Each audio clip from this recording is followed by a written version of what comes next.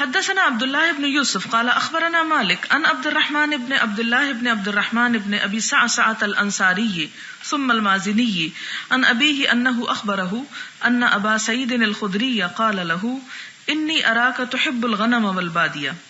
ابو سعید صحابی جو ہیں انہوں نے عبداللہ بن ابی سعسع سے کہا کہ میں دیکھتا ہوں کہ تحب تو پسند کرتا ہے الغنم بکریاں والبادیہ اور جنگل، یعنی تجھے جنگلوں میں رہنا اور بکریاں چرانا زیادہ مرغوب ہے.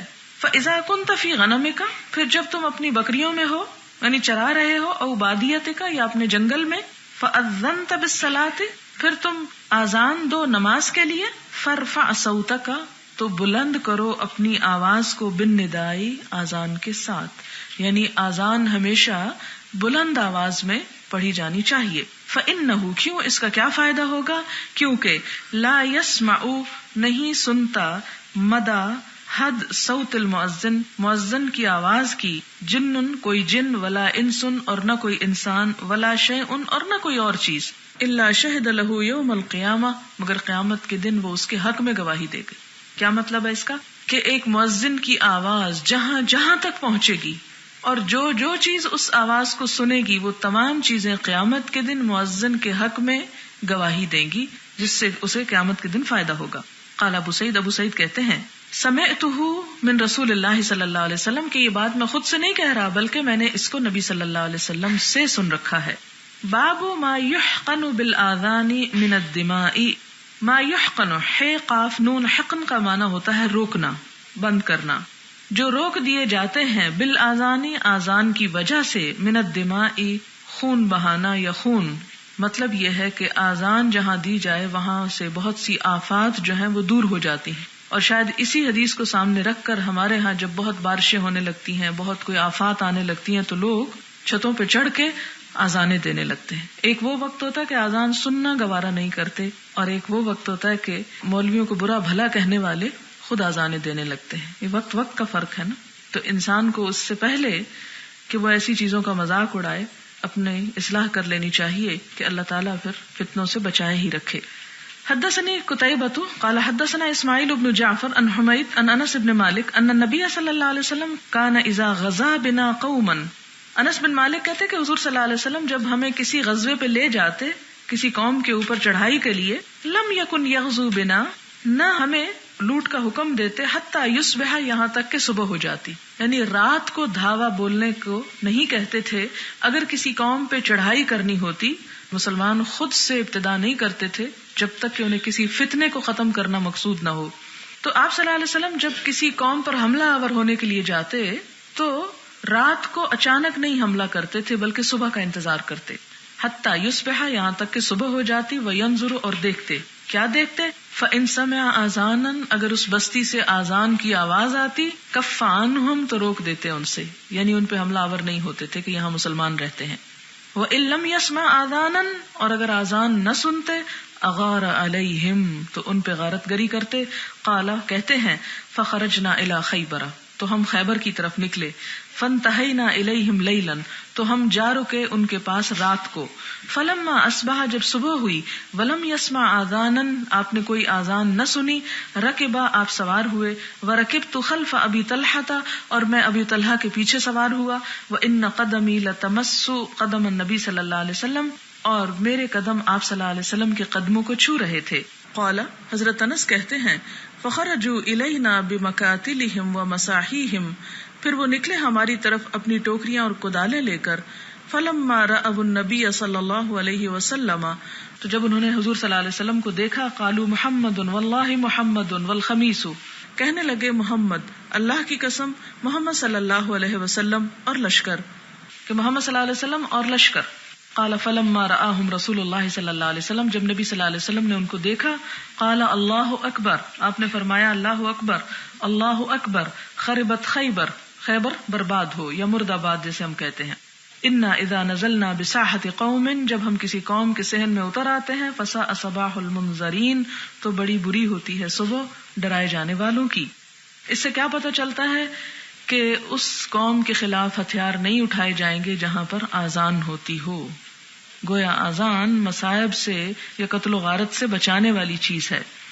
اور یہ خمیس جو لفظ آیا ہے، خمیس خمس سے ہے، خے میم سین، 5 اور اس میں ایسا لشکر مراد ہے، خمیس کا معنی لشکر ہے، ایسا لشکر مراد ہے جس میں 5 حصے ہوں، میمنہ، میسرہ، قلب، مقدمہ اور ساقہ. یہ لشکر کے 5 حصے ہوتے ہیں، یعنی مکمل ایک بڑا لشکر مراد ہے.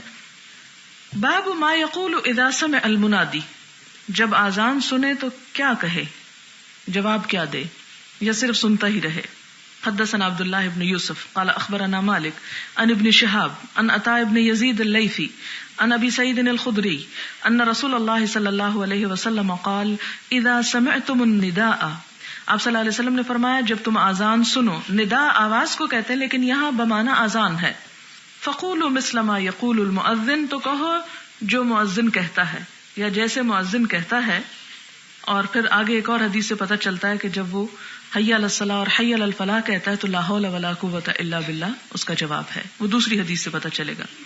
حدثنا معاذ بن فضالة قال حدثنا هشام عن يحيى عن محمد بن ابراهيم بن الحارث قال حدثني عيسى بن طلحة انه سمع معاوية يوما فقال مثله الى قوله واشهد ان محمد رسول الله.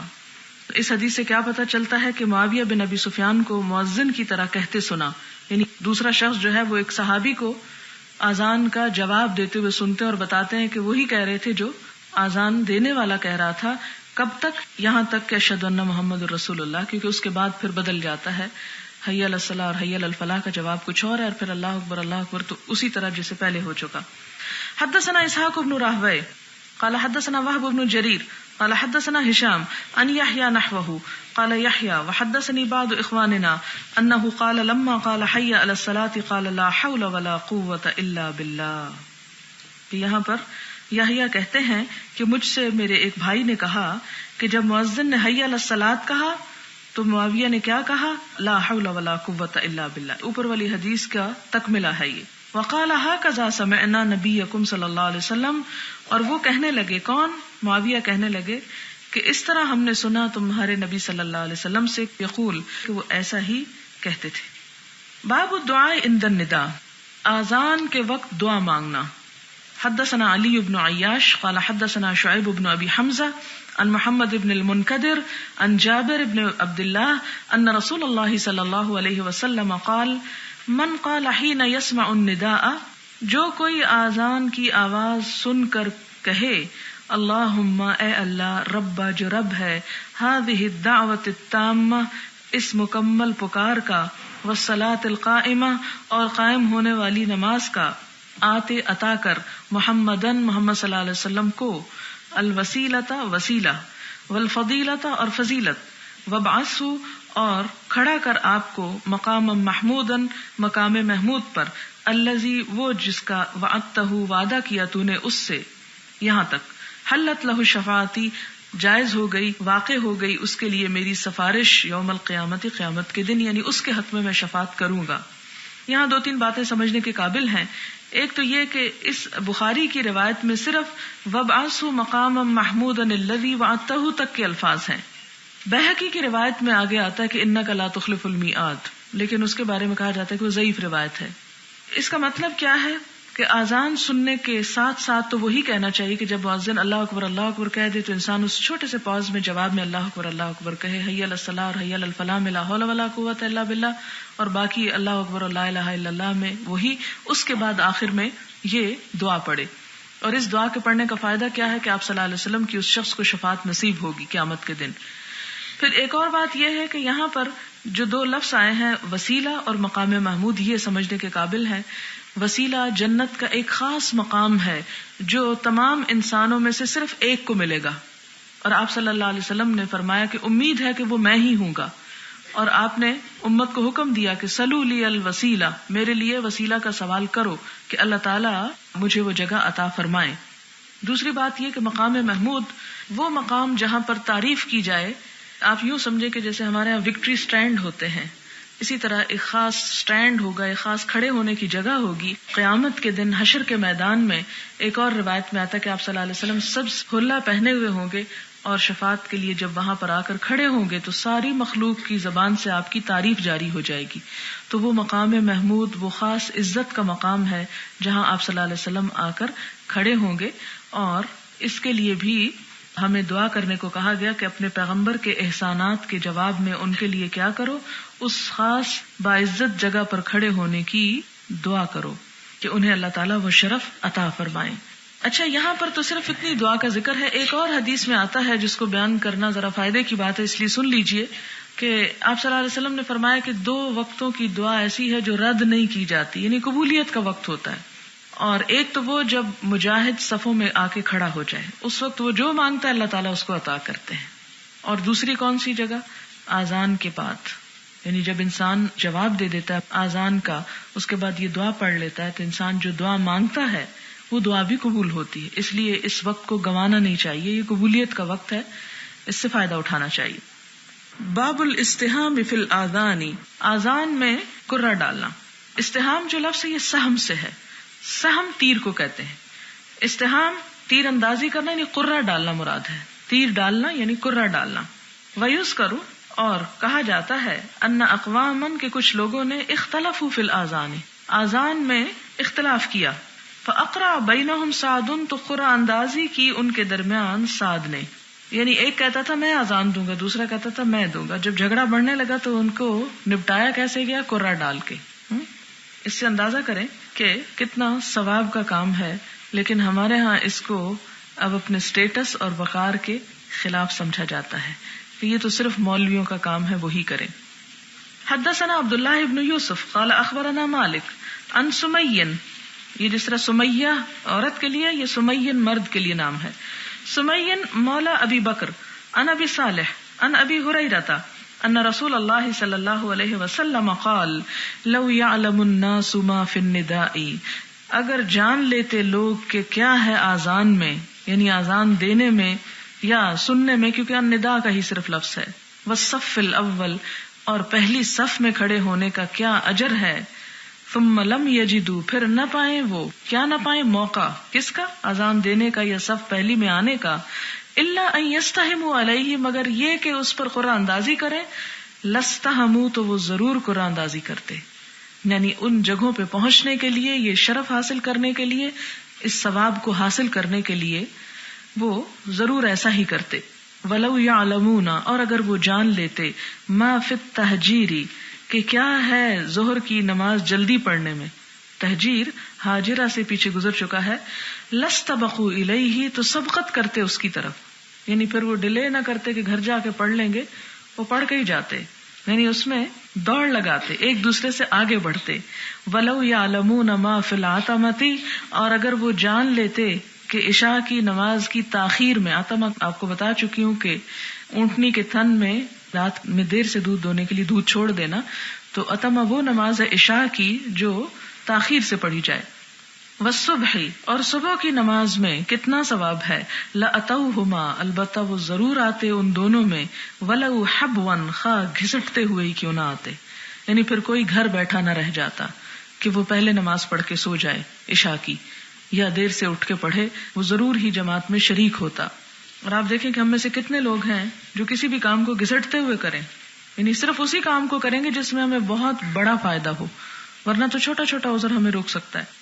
باب الکلام فی الاذان، آذان میں بات کرنا، یعنی اگر کوئی آذان ہو رہی تو کیا اس دوران بولا جا سکتا ہے، کوئی ضروری بات کی جا سکتی ہے. وتکلم سلیمان بن سرد فی اذانہ، اور سلیمان بن سرد صحابی نے آذان میں بات کی. وقال الحسن، اور امام حسن بصری کہتے ہیں، لا بأس ان یضحک، کوئی حرج نہیں اگر وہ ہنس پڑے.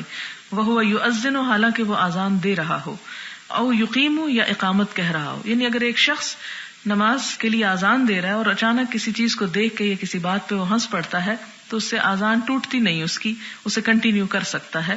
اسی طرح یہ ہے کہ اقامت کہتے ہوئے بھی ایسا ہو سکتا ہے، اگر آذان کہنے والا اور دینے والا انسانی طبع کی کمزوری کی وجہ سے ایسا کر سکتا ہے تو سننے والے بھی ہنس سکتے ہیں اس دوران. اگر کوئی بچہ شرارت کر رہا ہے اور آذان آپ سن رہے ہیں اور آپ جواب دے رہے ہیں، بولنا نہیں چاہتے، صرف ہنسی آ جاتی ہے، تو اس ہنسی کو آپ بزور یا بجبر کنٹرول نہیں کریں کہ ہنس سکتے ہیں. اسی طرح اگر مثال کے طور پر کوئی چیز گرنے لگی ہے یا کوئی اور نقصان ہونے لگا تو آپ اس طرح اپنے اوپر سختی نہ کریں کہ چونکہ اذان ہو رہی ہے اس لیے میں ضروری لفظ بھی نہیں بول سکتی. نہیں، ضرورت کے تحت آپ ایک آدھ بات کر سکتے ہیں، لیکن بلا ضرورت بے پرواہ ہو کے اذان نہ سننا اور باتیں کیے چلے جانا غافلوں میں شمار ہونے والی بات ہے، اس کی اجازت نہیں ہے.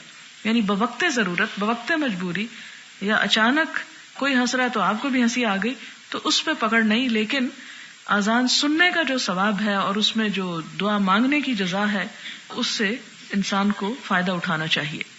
یعنی ایسا بھی نہ ہو اس حدیث سے کوئی یہ سمجھ لے کہ جی جیسا چاہیں ہم بولتے چلے جائیں، جتنی چاہیں باتیں کرتے چلے جائیں. نہیں، احتیاط برتنا، کیونکہ اللہ کا ذکر جب بلند ہوتا ہے تو اس کا احترام ضروری ہوتا ہے. اور یہ اذان جو ہے یہ مسلمانوں کے شاعر میں سے ہے. اور قرآن پاک میں کیا آتا ہے؟ وَمَن يُعَظِّمْ شَعَائِرَ اللَّهِ فَإِنَّهَا مِن تَقْوَى الْقُلُوبِ، کہ جو اللہ تعالیٰ کی نشانیوں اور شاعر کا احترام کرتا ہے، ان کی تعظیم کرتا ہے، تو وہ دلوں کے تقوی کی علامت ہے.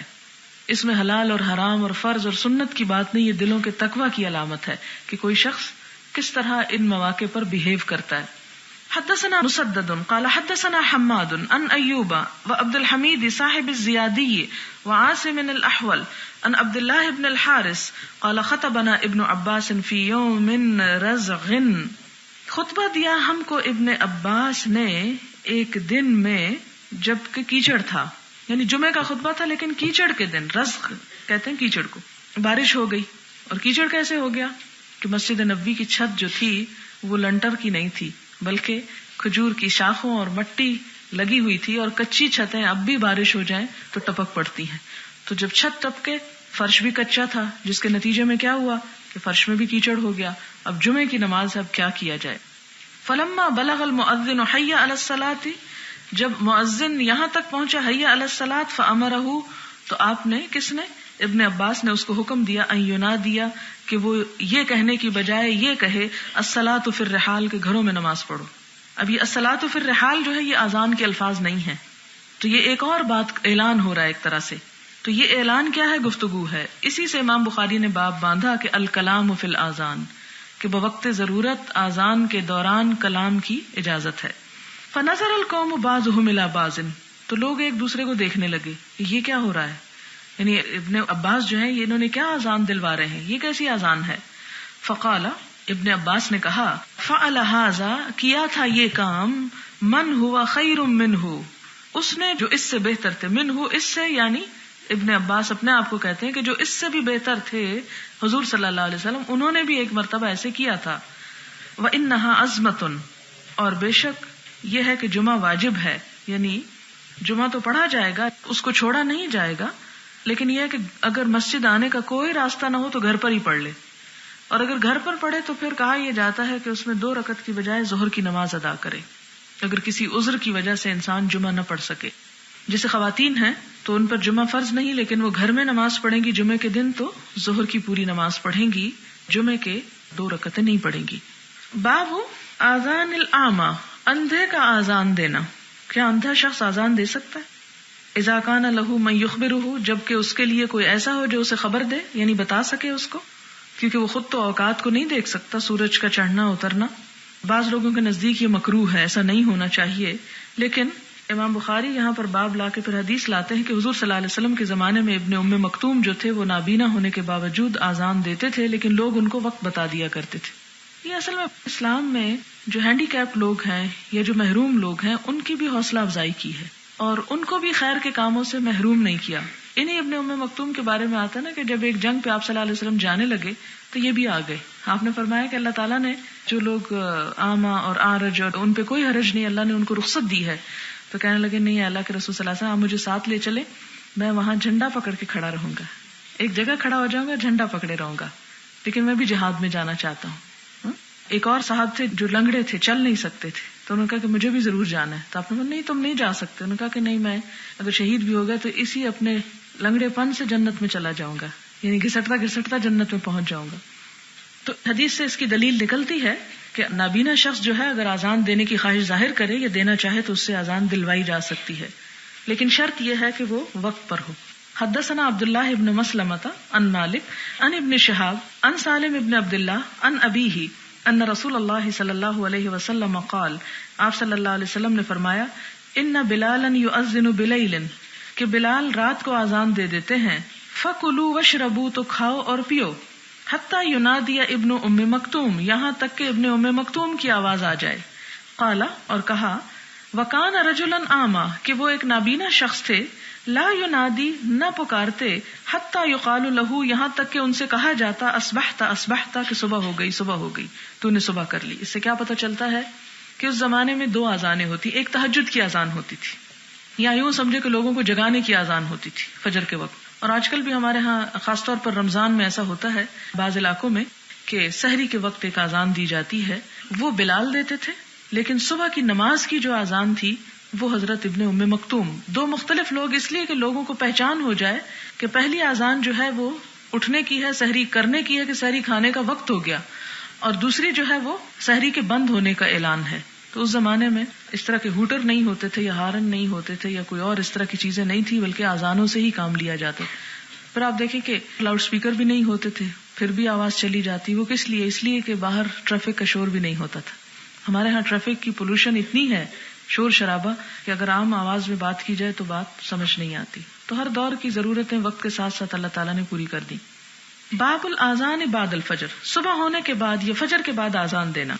یعنی ایک اذان وہ رات والی جو سحری والی ہے, اور دوسری اذان جو ہے وہ فجر کی نماز کے لیے. حدثنا عبد الله بن يوسف قال اخبرنا مالك عن نافع عن عبد الله بن عمر قال اخبرتني حفصة ان رسول الله صلى الله عليه وسلم كان اذا اعتكف کہ آپ صلی اللہ علیہ وسلم جب اعتکاف رک جاتا تھا المؤذن اذان دینے والا للصبح صبح کے لیے وبدا الصبح اور صبح نمودار ہو جاتی صلی رکعتین تو 2 رکعت نماز ادا کرتے خفیفتین ہلکی یعنی سنت قبل ان تقام الصلاۃ اس سے پہلے کہ نماز قائم کی جاتی. اس سے کیا پتہ چلتا ہے اعتکاف کا یہ نہیں مطلب اعتکاف کرتے, اس کا روٹ ہے عین کاف اعتکاف کا مطلب ہوتا ہے جم جانا, جم کے بیٹھ جانا, یعنی اذان دے کے اطمینان سے بیٹھ جاتے فجر کی, پھر وہ سنتیں پڑھتے, پھر تکبیر ہوتی, پھر نماز پڑھتے. تو اس سے کیا پتہ چلتا ہے کہ اس سے پہلے جو سحری کی اذان ہوتی تھی وہ فجر کی نہیں ہوتی تھی. حدثنا ابو نعیم قال حدثنا شیبان ان یحییٰ ان ابی سلمۃ ان عائشۃ کان النبی صلی اللہ علیہ وسلم کہ نبی صلی اللہ علیہ وسلم یصلی رکعتین خفیفتین بین النداء والاقامۃ من صلاۃ الصبح. پچھلی حدیثی ہے. حدثنا عبد الله بن یوسف قال اخبرنا مالک ان عبد الله بن دینار ان عبد الله بن عمر ان رسول اللہ صلی اللہ علیہ وسلم قال ان بلالا ینادی بلیل. آپ صلی اللہ علیہ وسلم نے فرمایا کہ بلال تو رات کو اذان دیتے ہیں. فکلوا واشربوا تو کھاؤ, فکلوا واشربوا تو کھاؤ اور پیو حتی ینادی ابن ام مکتوم یہاں تک کہ ابن ام مکتوم اذان دے دیں, یعنی ان کی اذان پر تم کھانا پینا پھر بند کر دو. باب الاذان قبل الفجر, فجر سے پہلے اذان کہنا. حدثنا احمد بن یونس قال حدثنا زہیر قال حدثنا سلیمان التیمی عن ابی عثمان النہدی عن عبد اللہ بن مسعود عن النبی صلی اللہ علیہ وسلم قال لا یمنعن احدکم او احدا منکم, نہ روکے تم میں سے کسی ایک کو یا کوئی ایک تم میں سے نہ رکے اذان بلال اذان بلال سے من سحورہ اپنی سحری سے, یعنی بلال رضی اللہ تعالیٰ عنہ کی جب اذان کی آواز تم کو آئے تو کھانا پینا مت چھوڑو. فإنہ یؤذن کیونکہ وہ اذان دیتے ہیں, او ینادی یا پکارتے ہیں, بلیل رات کے لیے, لیرجع قائمکم تاکہ لوٹ جائے تمہارا کھڑا, یعنی جو لوگ رات کی عبادت کر رہے ہیں, تہجد پڑھ رہے ہیں, وہ اب کچھ دیر آرام کر لیں. وَلِيُنَبِّهَ نَائِمَكُمْ اور اس لیے اذان دیتے ہیں تاکہ متنبہ کریں تمہارے سوئے ہوئے کو, یعنی سوئے ہوئے جاگ اٹھیں کہ سحری کر لیں, اور جو نمازیں پڑھ رہے ہیں تہجد وغیرہ کی وہ کیا کریں, واپس چلے جائیں تاکہ سحری کر لیں. وَلَيْسَ أَن يَقُولَ الْفَجْرُ أَوِ الصُّبْحُ اور نہیں کہ وہ کہے کہ فجر یا صبح, یعنی یہ کہنے کی ضرورت نہیں.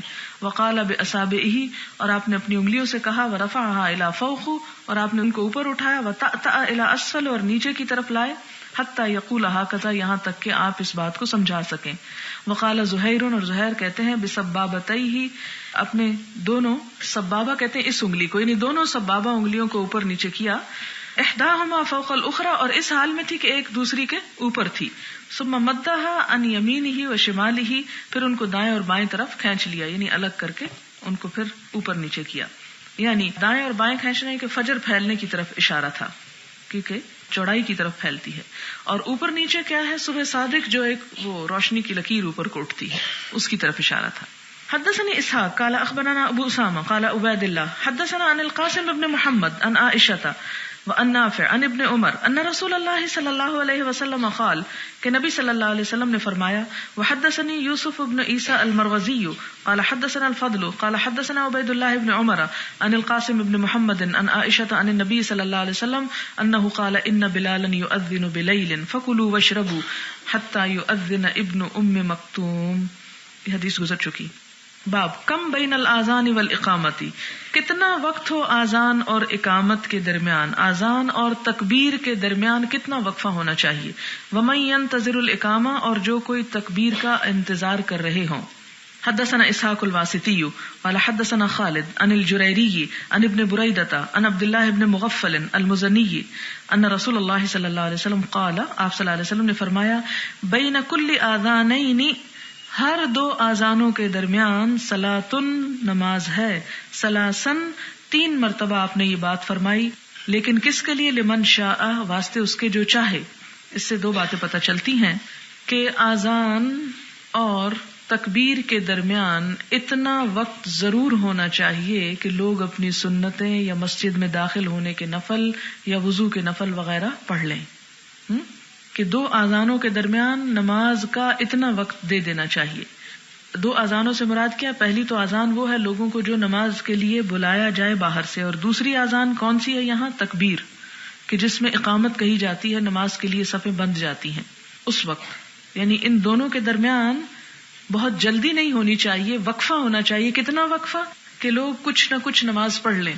مثلا فجر میں سنتیں پڑھ لیں، اگر کوئی مسجد میں آئے تو مسجد کے 2 نفل ساتھ پڑھ لے. اسی طرح ظہر میں 4 سنتیں ہیں وہ پڑھ لے، پھر تکبیر کہی جائے کہ فرض پڑھے جائیں. اسی طرح اگر کوئی عصر کے وقت آئے تو اس میں بھی غیر موقدہ سنتیں ہیں، یا مسجد میں داخلے کے یا وضو کے نفل. یعنی کچھ نہ کچھ وقت ضرور دیا جائے کہ انسان فرض نماز سے پہلے بھی کوئی نفل اور سنت نماز کو پڑھ سکے. یہ مراد ہے. حدثنا محمد بن بشار قال حدثنا غندر قال حدثنا شعبة قال سمعت عمرو بن عامر الانصاری عن انس بن مالک قال كان المؤذن، تھا مؤذن، اذا اذن، جب اذان دیتا، قام ناس، کھڑے ہو جاتے لوگ، من اصحاب النبی صلی اللہ علیہ وسلم، یبتدرون السواریہ، آپ صلی اللہ علیہ وسلم کے صحابہ کرام جلدی کرتے ستونوں کی طرف، حتی یخرج النبی صلی اللہ علیہ وسلم، یہاں تک کہ نکل آتے آپ صلی اللہ علیہ وسلم. کیوں؟ آپ صلی اللہ علیہ وسلم اپنی وہ نماز جو تھے وہ گھر میں پڑھ کے آیا کرتے تھے، اور آپ نے اس کا حکم بھی دیا کہ گھروں کو قبرستان نہ بناؤ، کچھ نہ کچھ نماز وہاں بھی پڑھا کرو. وہم کذالک یصلون الرکعتین قبل المغرب، حتیٰ کہ وہ مغرب سے پہلے بھی 2 رکعتیں پڑھا کرتے تھے. ولم یکن بینہما شیء، اور ان دونوں کے درمیان کچھ نہ ہوتا، یعنی بہت وقفہ نہ ہوتا. قال وقال عثمان بن جبلۃ وابو داؤد عن شعبۃ لم یکن بینہما الا قلیل، کہ نہ ہوتا ان دونوں کے درمیان مگر تھوڑا سا وقت. آپ نے اب بھی دیکھا ہوگا حرم میں جب حج اور عمرے کے لیے آپ جاتے ہیں تو مغرب کی اذان ہوتے ہی لوگ کھڑے ہو جاتے ہیں، 2 نفل پڑھتے ہیں. وہ 2 نفل جو ہیں اس کی اجازت ہے، وہ کوئی مؤکدہ سنتیں نہیں ہے، جو پڑھنا چاہے ٹھیک ہے، جو نہ پڑھنا چاہے اس پہ حرج نہیں. اسی لیے آپ صلی اللہ علیہ وسلم نے 3 مرتبہ کیا فرمایا؟ لمن شاء، جو چاہے وہ پڑھ لے، اور جو آرام فرمانا چاہے وہ آرام کرے. باب من انتظر الاقامہ، اقامت یعنی تکبیر کا انتظار کرنا، گھر میں ہی انتظار کرے. مثلا اگر کسی کے گھر مسجد کے ساتھ ہے تو اپنے کام میں مصروف ہے تو کہتا ہے اچھا اس وقت نکلوں گا جب تکبیر کی آواز آ جائے، تو ایسا بھی کر سکتا ہے.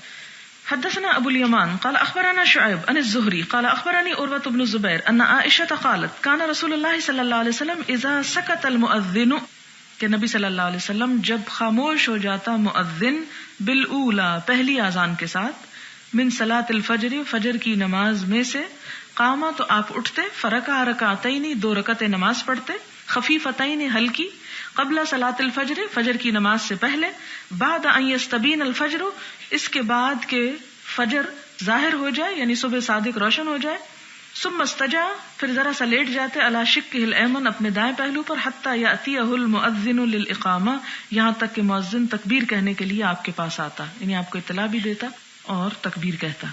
اس سے کیا پتہ چلتا کہ اتنا وقت ہوتا تھا کہ 2 ہلکی رکعتیں پڑھ کے آپ ذرا سا لیٹ کے آتے تھے، اور عین اس وقت نکلتے جب نماز کھڑی ہونے والی ہوتی تھی. باب بین کل اذانین صلاۃ لمن شاء، یہ پیچھے حدیث گزر چکی ہے. حدثنا عبداللہ بن یزید قال حدثنا کہمس ابن الحسن عن عبداللہ ابن بریدہ عن عبداللہ ابن مغفل قال قال النبی صلی اللہ علیہ وسلم بین کل اذانین صلاۃ، ہر 2 اذانوں کے درمیان نماز ہوتی ہے. بین کل اذانین صلاۃ، ثم قال فی الثالثۃ لمن شاء، تیسری مرتبہ آپ نے فرمایا جس کا دل چاہے، یعنی واجب نہیں، جو پڑھنا چاہے.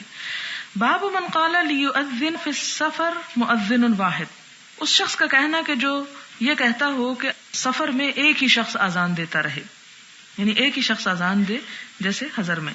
حدثنا معلى بن اسد قال حدثنا وهيب عن ايوب عن ابي قلابة عن مالك بن الحويرث اتيت النبي صلى الله عليه وسلم في نفر من قومي. مالک بن حویرث کہتے ہیں کہ میں آیا آپ صلی اللہ علیہ وسلم کے پاس ایک گروہ میں اپنی قوم کے ساتھ، یعنی اپنے لوگوں کے ایک گروہ جو آپ صلی اللہ علیہ وسلم کے پاس آ کے رہا، ان میں بھی تھا. فاقمنا عنده 20 لیلۃ، تو ہم لوگوں نے آپ کے پاس، یعنی ہمارے وفد نے آپ کے پاس 20 دن قیام کیا، 20 دن آ کے ٹھہرے. اور ایسا عموماً ہوتا تھا کہ مختلف علاقوں کے لوگ جب مسلمان ہو جاتے تو دین کی تعلیم کے لیے آپ صلی اللہ علیہ وسلم کے پاس کچھ دنوں، کچھ ہفتوں، کچھ مہینوں، کچھ سالوں کے لیے ٹھہرتے تھے. یہ ہر ایک کے اپنے شوق اور اپنے وقت اور اپنی سہولت پر مبنی ہوتا تھا، اور اس کا قرآن پاک میں بھی ذکر ہے. فلولا نفر من كل فرقة منهم طائفة ليتفقهوا في الدين وَلِيُنذِرُوا قَوْمَهُمْ إِذَا رَجَعُوا إِلَيْهِمْ، یہ حکم قرآن میں بھی ہے. اور اسی حکم کی پابندی کے طور پر لوگ وقتاً فوقتاً آپ کے پاس آ کر رہا کرتے تھے. وَكَانَ رَحِيمًا رَفِيقًا، آپ بڑے مہربان اور بڑے دوست تھے، یعنی آپ کا انداز کیا تھا؟ ایک رفیق کا انداز تھا، رفق کا. فَلَمَّا رَآ شَوْقَنَا، پھر جب آپ ہمارا شوق دیکھتے، إِلَىٰ أَهَالِينَا، ہمارے گھر والوں کی طرف کہ ہم اب واپس جانا چاہتے ہیں، قَالَ، تو آپ فرماتے ارجعوا، واپس چلے جاؤ، یعنی جو جانا چاہتا تھا ان کو جانے کی اجازت دے دیتے ہیں. فَكُونُوا فِيهِمْ، پھر ان کے درمیان رہو، یعنی جب آپ واپس بھیجتے تو کیا نصیحت کرتے کہ جاؤ اب اپنی قوم کے اندر رہو. وَعَلِّمُوهُمْ، اور انہیں تعلیم دو، یعنی جو کچھ میرے پاس رہ کے تم لوگوں نے سیکھا ہے اسے جا کے وہاں سکھاؤ. وَصَلُّوا، اور نماز پڑھو. فَإِذَا حَضَرَتِ الصَّلَاةُ، پھر جب نماز کا وقت آ جائے، فَلْيُؤَذِّن لَكُمْ أَحَدُكُمْ، تو آذان دے تم میں سے کوئی ایک. وَلْيَؤُمَّكُمْ أَكْبَرُكُمْ، اور امامت کرائے تم میں سب سے بڑا تم میں سے. سب سے بڑے کی بات کیوں کی؟ اس لیے کہ 20 کے 20 علم میں برابر تھے، سب نے ایک ہی جیسی ڈگری حاصل کی تھی. ڈگری کا وہ نہیں کہ کاغذ کے اوپر، مراد یہ ہے کہ ایک وقت میں ایک ہی جیسی چیزیں سیکھ کے جا رہے تھے. اس لیے آپ نے فرمایا کہ امامت تو کوئی بھی ان میں سے کرا سکتا ہے علم کے اعتبار سے، لیکن جب سب کا علم برابر ہو تو عمر میں بڑے کو ترجیح دی جائے گی.